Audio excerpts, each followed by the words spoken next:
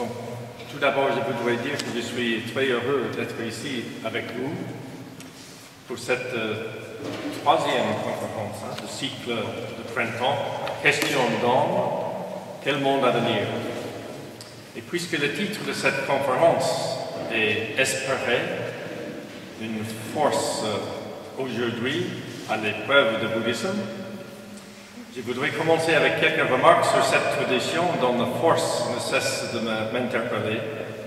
Depuis mon séjour au Japon de 1969 à 1977 et jusqu'à aujourd'hui, ici en France, où j'ai rencontré aussi beaucoup de bouddhistes très pratiquants et je continue à travailler avec eux.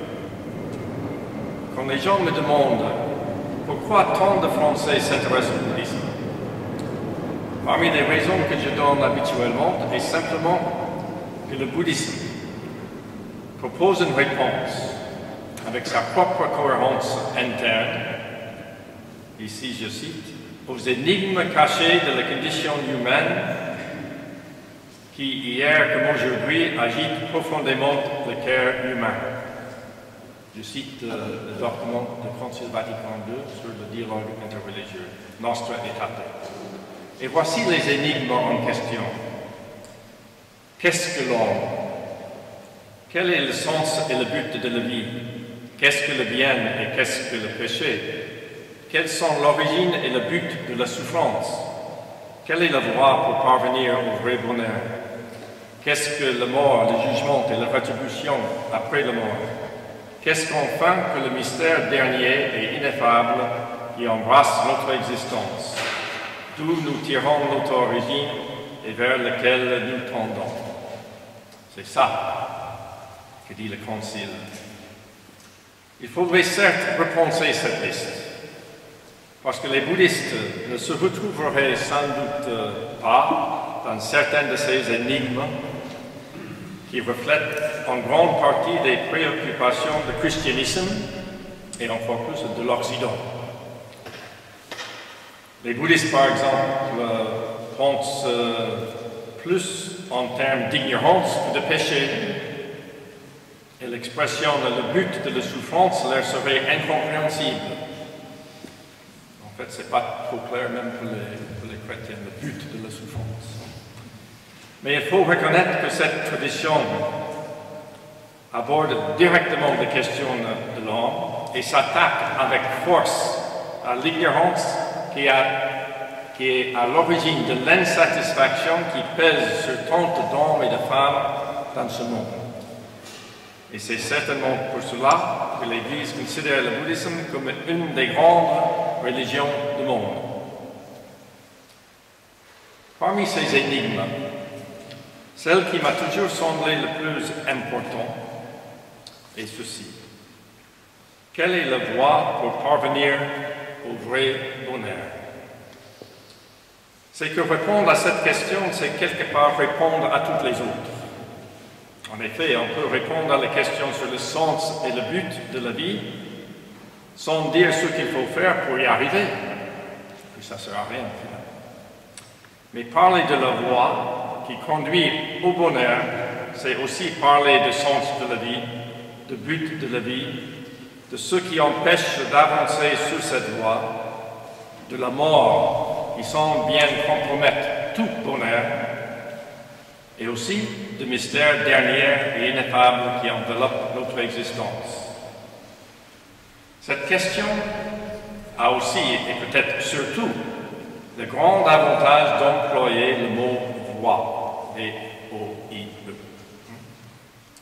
Ce qui permet aux chrétiens et bouddhistes de mieux se retrouver dans le dialogue. Je m'explique. Une question que mes étudiants posent presque systématiquement est ceci. Le bouddhisme est-il une religion, oui ou non? Répondre à une question fermée n'est jamais facile.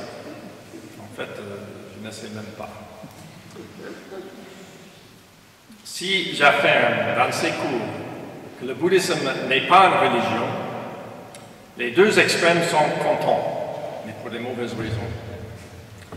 Les sympathisants du bouddhisme présents sont généralement très satisfaits de cette réponse parce que pour eux, il est clair que toute religion est caractérisée par la superstition et l'étroitesse de l'esprit. Pour eux, le bouddhisme est tout sauf ça. Ils préfèrent le considérer comme un art de vivre, ce sont des mots que vous avez entendus, une philosophie, une sagesse. Certains chrétiens sont eux aussi très satisfaits, mais pour d'autres raisons. Pour eux, toute religion digne de ce nom relie Dieu et l'homme. Ce que le christianisme fait très bien, mais que le bouddhisme ne fait pas du tout. Vous voyez, c'est un problème. Et bien évidemment, si je dis que le bouddhisme est une religion, les gens qui tiennent ces deux positions extrêmes expriment leur désaccord. On est peu perdu. Alors, quoi faire? D'habitude, je réponds que le bouddhisme est et a toujours été une voie. V-O-I. La voie, c'est pas pratique parce que souvent les gens entendent voie V-O-I-X. C'est V-O-I, le chemin. Le Bouddha nous parle en effet de nobles chemins orthodoxes.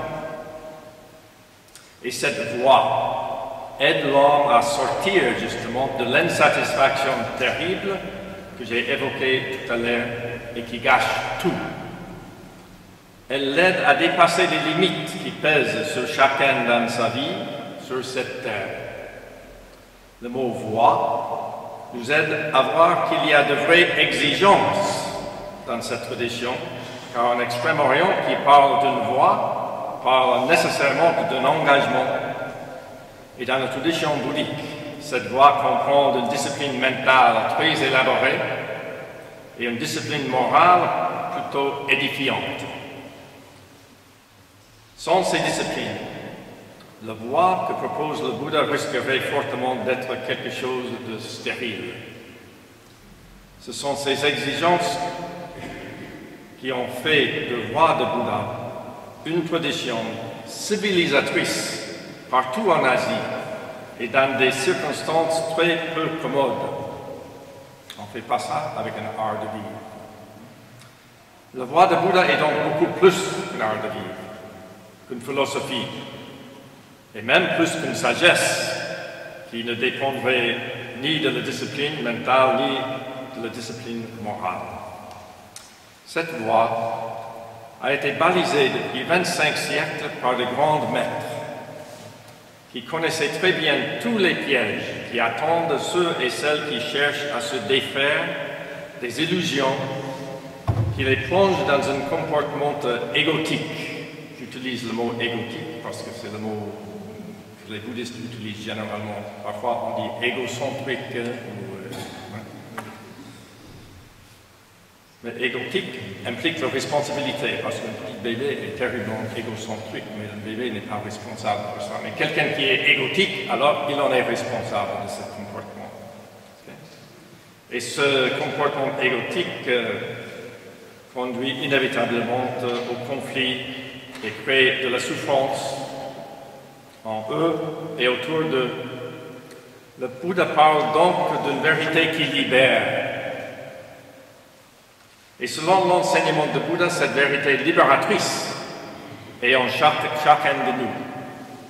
Le Bouddha l'a trouvée et l'a partagée avec l'humanité peu de temps après son expérience d'éveil.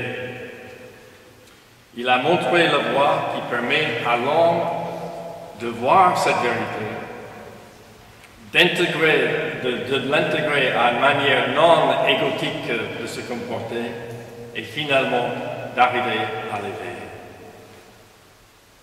Et ici, je dois faire une parenthèse qui pour moi est très douloureuse, je dois dire.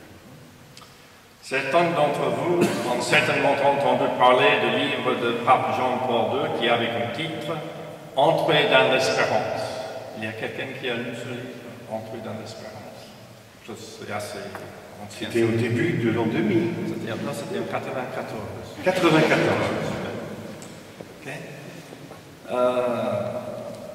J'aimerais vous dire quelque chose sur la présentation que le pape y fait du bouddhisme. Puisque dans le titre de cette conférence, il y a le mot « espérer », espérance, et aussi le mot bouddhisme. Bien que j'admire beaucoup ce pape qui a fait plus que quiconque pour encourager le dialogue interreligieux, je ne peux que me désolidariser de ce qu'il dit sur le bouddhisme. Dans le chapitre qui s'intitule « Le bouddhisme est-il une alternative au christianisme ?» Et je me désolidarisais tout simplement parce que les bouddhistes du monde entier ne se trouvaient absolument pas dans la description que le pape fait de leur tradition.